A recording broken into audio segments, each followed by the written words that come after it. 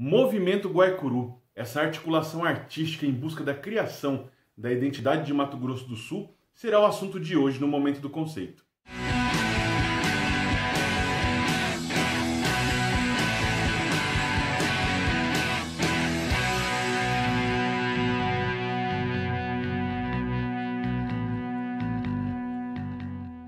Fala pessoal, tudo bem? Eu sou o professor Bruno Tulux e hoje nós vamos falar sobre o Movimento Guaicuru. É uma movimentação artística que surgiu no estado recém-criado de Mato Grosso do Sul no ano de 1979. Porém, para entender essa articulação artística extremamente interessante, é preciso voltar um pouquinho no tempo e entender a trajetória da divisão do Mato Grosso e a criação do estado do Mato Grosso do Sul em 1977. Por mais que a divisão do estado em 1977 não tenha contado com apoio popular, e uma maciça adesão das pessoas comuns em busca da criação do Mato Grosso do Sul, é evidente que essa luta divisionista, esse movimento pró-divisão de Mato Grosso, remonta a um tempo muito anterior a 1977. De fato, o que se percebe é que o pós-Guerra do Paraguai e a elevação de Corumbá como principal eixo do comércio através do Rio Paraguai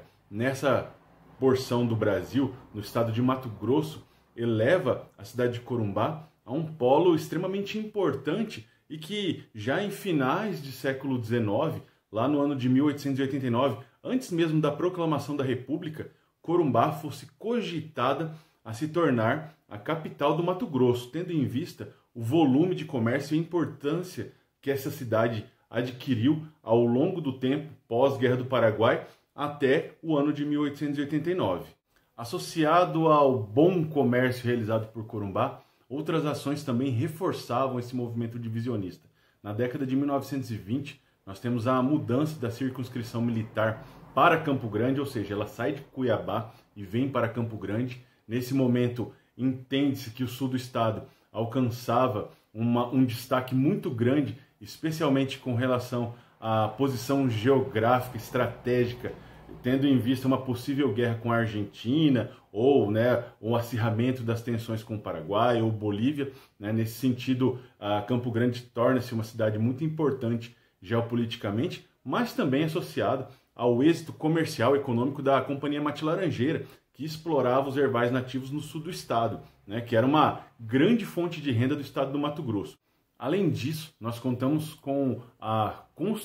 finalização da construção da Estrada de Ferro Noroeste do Brasil na década de 1930, que vai ligar a fronteira oeste do Brasil em Corumbá, na fronteira com a Bolívia, até o interior de São Paulo, passando por Campo Grande, o que eleva a cidade de Campo Grande a ser estrategicamente muito importante nesse contexto comercial, nesse contexto geopolítico, e faz com que as autoridades políticas, as lideranças políticas do Sul, repensem a importância do Sul e, de certa forma, comecem a propor uma divisão do Estado, agora não mais como Corumbá, como principal cidade e concentrando os poderes políticos, mas sim como Campo Grande, que viria muitos anos depois se tornar capital, mas que já nessa época era pensada como a cidade que concentraria os poderes econômicos, políticos e poderia se tornar a capital de um novo estado a ser criado. No ano de 1932, nós temos também a criação do estado de Maracaju, que era um estado revolucionário associado a esse contexto divisionista, separatista e que dava a essa porção sul do território de Mato Grosso um governo próprio, novas leis, enfim. Durou pouco tempo, mas que de certa forma também é mais um elemento para engrossar o caldo do movimento divisionista. E se você quiser saber mais sobre o estado de Maracaju, eu já tenho um vídeo gravado aqui sobre esse assunto. O ano de 1932 para a história do Brasil fica marcado pela Revolução Constitucionalista, que acontece em São Paulo, e que conta com o apoio militar do sul de Mato Grosso, das lideranças militares e políticas do sul de Mato Grosso. Essa adesão, esse apoio do sul para o acontecimento da Revolução vai reforçar ainda mais o sentimento divisionista da região sul, mas que vai ser freado alguns anos depois por Getúlio Vargas, quando cria o Território Federal de Ponta Porã em 1943. Nesse momento, então, há um esfriamento desse movimento divisionista, desse sonho de divisão, sonho pensado pelas elites econômicas e políticas do Estado, tá? Mas que de certa forma fica incubado durante um certo tempo, porque Getúlio Vargas não permitiu a continuidade desse processo. O balde de água fria é jogado sobre o sonho divisionista quando chega à presidência da República o general Eurico Gaspar Dutra, cuiabano de nascimento e que de certa forma promoveu a reunificação ou o total esfriamento desse processo com o fim do território federal de Ponta Porã e a reincorporação dessa região ao estado de Mato Grosso. E esse processo se mantém durante algumas décadas estabilizado, sem novas movimentações em busca dessa divisão do Mato Grosso. Porém, no dia 11 de outubro de 1977, o presidente do Brasil, general Ernesto Geisel, vai assinar a Lei Complementar número 31, que cria o estado de Mato Grosso do Sul através do desmembramento do território do antigo estado de Mato Grosso. Então, a partir dessa data, está concretizado o sonho das elites sulistas em criar um novo estado. É interessante perceber que mesmo entre os historiadores não há um consenso sobre a divisão do estado de Mato Grosso e a criação do estado de Mato Grosso do Sul. Alguns deles entendem que a criação do Mato Grosso do Sul foi fruto do regime militar, já que foi uma manobra política para que a Arena se mantivesse no poder por mais tempo. A falta de apoio popular reforça essa tese, já que nesse momento não se percebe nenhuma manifestação pública em prol da divisão do Estado. Já outros historiadores, e eu me incluo nessa categoria, entendem que a divisão do Estado é resultado de uma longa luta das elites, econômica e política do sul do Estado pela divisão do Mato Grosso. E apesar das diferenças entre as duas visões sobre a divisão do Mato Grosso do Sul, fica evidente que não havia uma adesão popular suficiente para a criação do Estado, muito menos uma consciência cultural ou estética do que era ser sul-mato-grossense, já que no momento da divisão do Estado, da criação de Mato Grosso do Sul, houve um rompimento total com a história e com a herança de Mato Grosso e Cuiabá, e aí a ligação do novo Estado passou a ser com o Paraguai, com a Bolívia e com São Paulo. Então, os habitantes do Mato Grosso do Sul, sul-mato-grossenses, passaram a ficar sem referência histórica ou sem referência cultural do que era ser de fato ou do que era pertencer a Mato Grosso do Sul. Então, o ano de 1977 é marcante com a criação do Estado, mas também deixa os historiadores sem muitas referências, já que boa parte da documentação relativa ao sul de Mato Grosso vai para Cuiabá, uma questão documental, uma questão burocrática. E nesse momento, então, passa-se a criar uma série de memórias, uma série de vivências do passado para levantar esse novo Estado com uma identidade, o que dá fôlego ao Instituto Histórico e Geográfico de Mato Grosso do Sul, que vai ter uma produção maciça durante muitos anos, até o presente, de fato, e que vai se apegar a elementos fundamentais da nossa história, como a Guerra do Paraguai, a Estrada de Ferro Noroeste do Brasil, a Companhia Mate Laranjeira, o Estado de Maracaju, e de certa forma, até o passado indígena vai ser um elemento fundamental para a construção da identidade do novo Estado. O movimento Guaicuru nasce, então, no ano de 1979, vai ser fundado pelo professor e artista plástico Henrique Spengler, e vai contar com outros artistas também, como o Jonir Figueiredo, como o Adilson Schiffer, José Carlos da Silva, e vai ter o objetivo de criar essa nova identidade para o novo Estado, buscando as suas raízes mais profundas, que são os primeiros moradores dessa região. Então, o movimento Guaicuru tem um objetivo muito específico, mas pensando nisso, por que a escolha de Guaicuru? Primeiro porque o povo Guaicuru, também conhecido como índios cavaleiros, eram sinônimos de povos guerreiros, povos fortes, com uma certa bravura e que foram durante muitos anos uma grande resistência aos povos adventícios, aos brancos que vieram para cá, aos portugueses que tentaram se estabelecer no território. Então, durante o período das monções, ou durante os primeiros anos de construção do Forte Coimbra ou do Presídio de Miranda, os povos guaicurus, os índios guaicurus, foram grandes obstáculos à colonização portuguesa dessa região. Então eles representam sim esse ideal de força e bravura que é, de certa forma,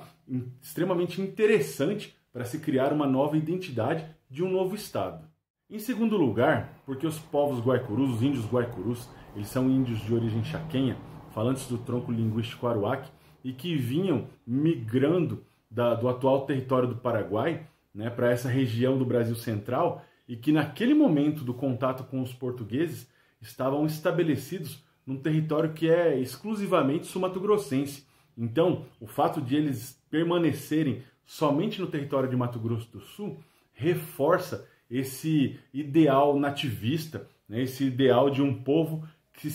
por sua origem guerreira, sua origem bélica, sua bravura, e por estarem localizados especificamente nesse território, acabam por reforçar esse ideal de luta, de resistência, de bravura, que deveria ser também uma característica do povo sul-mato-grossense.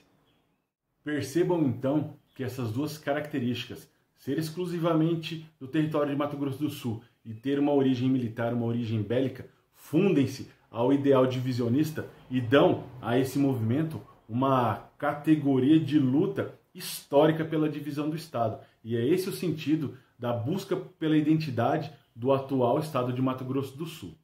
O movimento cultural guaicuru, então, vai ser um movimento de amplitude regional, não é? Vai influenciar na composição de artes plásticas, de cinema, de música. Nós temos expoentes como o Grupo Acaba, Almir Sater, que acabam absorvendo toda essa influência do movimento guaicuru em suas canções, e vai ser um movimento onde a classe artística de Mato Grosso do Sul vai atingir o seu ápice lá na década de 1980. E vai ser um movimento muito abrangente. Vamos ter mostras culturais guaicuru, né, em Campo Grande, em Aquidauana, em Corumbá, em Dourados, em Coxim, em cidades específicas, né, históricas e de relativa importância econômica, para reavivar esse sentimento identitário de Mato Grosso do Sul. E vai ter também o seu perfil acadêmico a partir da década de 1990, quando ele vai ser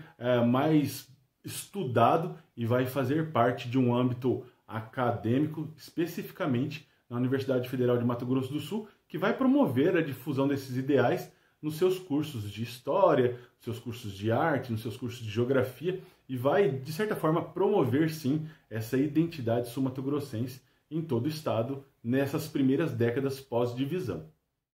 Esse movimento identitário e a busca por uma raiz, por uma tradição fixa em Mato Grosso do Sul, dará, alguns anos depois, uma nova possibilidade de reflexão. Será que somos Mato Grosso do Sul ou será que somos Estado do Pantanal? Então, no ano 2000, nós temos uma nova versão sobre o ser sul-mato-grossense, onde se repensou a possibilidade de mudança de nome de estado em busca da confirmação dessa identidade sul-mato-grossense que geralmente estava dissociada do passado de Mato Grosso e que se fundaria a partir de uma tradição pantaneira, ou guaicuru, já que eles estavam estabelecidos na planície pantaneira. Então o estado do Pantanal foi repensado como uma nova alternativa para a confirmação e para a concretização desse processo de criação identitária do povo do sul de Mato Grosso, ou povo pantaneiro, ou povo sul-mato-grossense.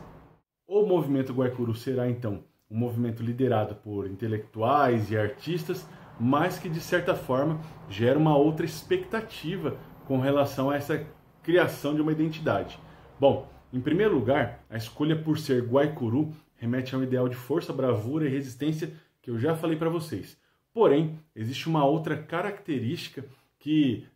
deve ser repensada, e essa sim, de cunho social, muito mais importante talvez do que a própria escolha, do que essa objetividade subjetiva pela escolha do nome guaicuru. E a questão da escolha de um elemento forte, ela entra em concordância com as escolhas de outros estados para seus elementos culturais, como o bandeirante paulista, como o laçador gaúcho, né, que é um farroupilha, enfim. Nós temos uma série de outras construções identitárias que buscam no seu passado guerreiro, lutador, desbravador, um ideal para o povo. Não foi diferente no caso do guaicuru. mas é importante lembrar que no caso da escolha de um nome de uma etnia indígena, o nome poderia ser Movimento Cultural Terena, poderia ser Guarani, poderia ser Ofaié, poderia ser Guató, poderia ser Caduel, poderia ser Guaná, poderia ser qualquer outra etnia indígena, qualquer outra nação indígena. Mas a escolha Guaicurú, ela faz todo sentido porque se sabe, né,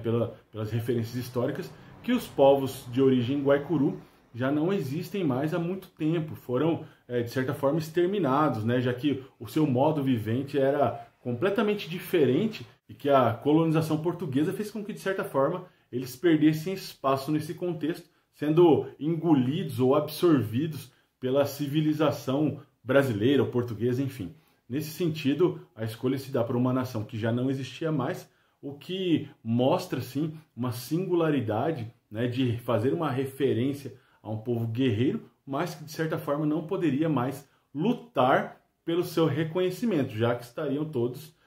extintos nesse momento, em 1979. O que nos dá uma dimensão ainda mais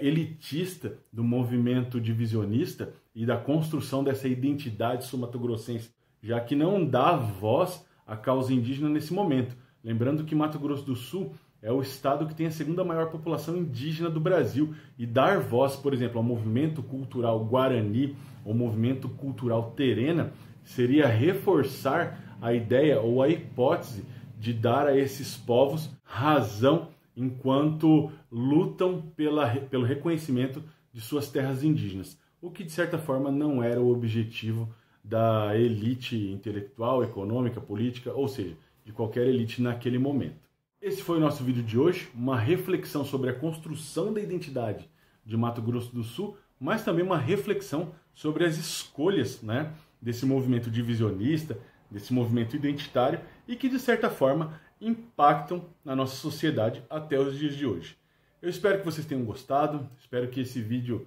tenha feito vocês repensarem algumas questões com relação à nossa história, à nossa trajetória histórica. E se você gostou, compartilha com alguém, comenta, envia para alguém que viveu essa época, com alguém que, de certa forma, goste dessas questões identitárias e que possa, sim, ser um elemento para repensar toda a nossa situação, toda a nossa história. Beleza? Então é isso aí. Semana que vem volto com um novo vídeo e até lá, pessoal. Valeu, tchau, tchau!